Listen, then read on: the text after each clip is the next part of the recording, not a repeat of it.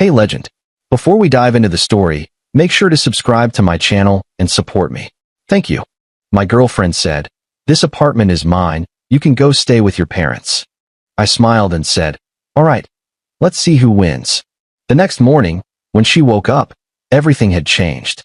And for the first time, she realized, "You started the game, but in the end, I'm the winner. I'm 35, and until a month ago, I thought I had my life together. 4 years with Vanessa, a woman I genuinely believed was my future. We lived in what I considered our apartment, a 2-bedroom condo downtown that I'd purchased 6 years ago. She moved in after we'd been dating for about 10 months, and it felt natural. She worked in event planning, and we seemed solid. The kind of couple people assumed would get engaged soon. Then I came home early from a business trip.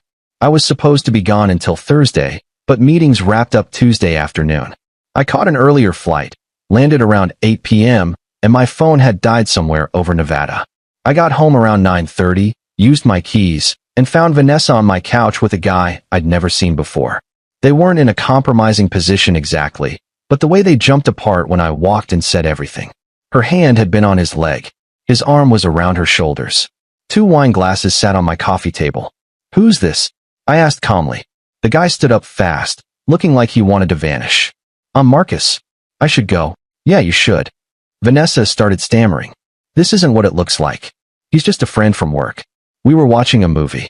"Right," I said. "A friend." Marcus grabbed his jacket and practically ran out. Vanessa sat there, arms crossed defensively, face red. "You're overreacting. We fought for 2 hours. She swore nothing physical had happened, that I was being paranoid and controlling. But I've been cheated on before, back in my 20s. I know what guilt looks like. Over the next week, I watched her. She became protective of her phone, angling it away when texting. She started working late, 3 times that week when she'd never done that before. When she said she was meeting her sister for brunch on Saturday, I casually mentioned it to her sister later. Her sister had no idea what I was talking about. I didn't confront her yet. I needed proof, and I needed to protect myself. I went through our finances. That's when I found the charges. $280 at a downtown hotel in March. $420 at a restaurant I'd never been to in April. All on the credit card I'd added her to as an authorized user for emergencies. She'd been using my money to fund whatever this was. I called my buddy Derek, who's a lawyer. We met for coffee on a Tuesday morning. "Get her out," Derek said immediately. "The place is in your name only, right?" "Yeah, everything." "Then she's a tenant at will. Give her 30 days notice. If she doesn't leave, you file for eviction. Simple. What if she fights it? She won't have a case. No lease, no ownership, and you've got proof of financial misuse. Document everything and move forward." I started preparing. I photographed everything in the apartment that was mine, which was basically everything except her clothes. I moved important documents to a safety deposit box.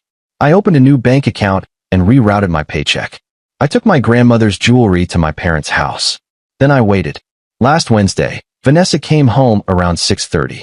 She was distant, barely looked at me, picked at her dinner. Around 8 p.m., she poured a large glass of wine and sat across from me. "We need to talk," she said. "Okay." She took a breath. "I don't think this is working anymore. I think we want different things." I nodded like I was processing. "What do you mean?" "I mean us. This relationship. I need space.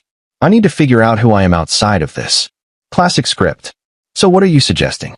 She looked around the apartment, at the exposed brick I'd paid to restore, the kitchen I'd renovated. "I think you should move out for a while. This apartment is mine. I mean, ours, but I've made it home. It makes sense for me to stay while we figure things out." I had to bite my tongue to keep from laughing. "This apartment is mine. You want me to move out?" I said flatly. "Just temporarily. You can stay with your parents. They have that big house, and we can use the time to think." I leaned back and really looked at her. This woman was sitting in my kitchen, trying to kick me out of my own home so she could continue her affair in comfort. I smiled. "All right, let's see who wins." Her eyebrows knitted. "What?"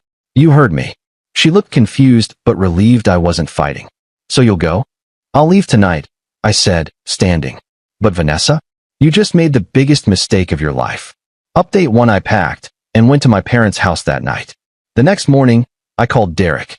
By noon, I had formal eviction papers drafted. By 3 p.m., A process server delivered them to Vanessa at the apartment. My phone started ringing at 3:47 p.m. Vanessa. I didn't answer. She called 6 more times. The text started, "What the hell is this? You can't kick me out. This is my home too. Call me back right now. We can talk about this. Please don't do this." I didn't respond. Around 7 p.m. "Baby, I'm sorry. I overreacted. Please come home, and we'll work this out." Too late. 4 days later, building management called. Vanessa had tried to remove my name from the mail directory. The property manager knew I owned the place and called to warn me. "She's trying to establish residency," Derek explained. "Document everything." On day 7, I went back with my dad to get some things. Vanessa answered in sweatpants and my old college shirt. "What do you want?" "Getting my things," I said. "You can't just show up here." My dad stepped forward. "Yes, he can. It's his property. Move aside or we call the police." She moved. Inside, I felt my blood pressure spike. She'd rearranged everything. My furniture, my books, my artwork. She'd moved my stuff to the spare bedroom and spread her things throughout like she was claiming territory. "What did you do?" I asked. "Making it mine," she said defiantly. "You left. This is my apartment now." "No, it's not." I photographed everything and packed what I needed. As we left, she grabbed my arm. "Why are you doing this?" For the first time, she looked scared. "You're sorry you got caught," I said, pulling free. "There's a difference." Update 2 day 15. Marcus messaged me on LinkedIn. "Hey man, I think we should talk. Vanessa told me you were separated and the apartment was hers. I didn't know the real situation." "I'm sorry," I replied. "How long were you seeing her?" "Since February. She said you two were basically roommates, that it was over but complicated." February. For months of lies. That same day, Vanessa's mom called, crying. "Is it true? Did you kick Vanessa out with nowhere to go? Did she tell you why?" "She said you're being cruel and controlling." I told her everything. The man on the couch, the credit card charges, the lies, the attempt to steal my home. Long silence. "That girl," her mother finally said, voice shaking. "I didn't raise her like this. I'm so sorry." Day 22. Vanessa's lawyer sent a letter demanding $15,000 in relocation costs and 90 days instead of 30. It vaguely threatened a lawsuit for emotional distress. Derek laughed. "She's got nothing. Let the 30 days expire and file for eviction." Day 30. I filed for eviction. Court date set for 3 weeks out. Update 3. The hearing was on a Thursday at 9 a.m. I wore a suit. Vanessa showed up in jeans with a discount lawyer. The judge was a no-nonsense woman in her 60s. Vanessa's lawyer tried. "Your Honor, my client has lived there for years and established it as her home.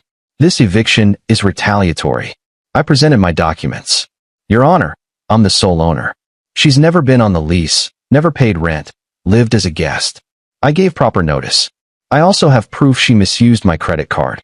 I included the highlighted statements. The judge reviewed everything, then looked at Vanessa. "Did you pay the mortgage?" "I paid groceries and utilities." "Written rental agreement?" "No." "But, is your name on the deed?"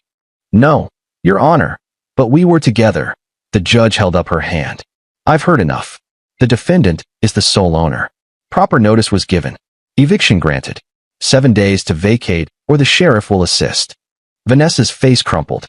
"Your Honor, I don't have anywhere to go." The judge's expression softened slightly. "That's unfortunate, but not the court's concern. You had 30 days plus hearing time." 7 days. Next case. In the hallway, Vanessa turned to me, mascara running. "You're really throwing me out on the street." "You tried to throw me out first," I said. "You just didn't realize it was my street. I have nowhere to go. Should have thought about that before cheating on me in my home with my money." I started walking, then turned back.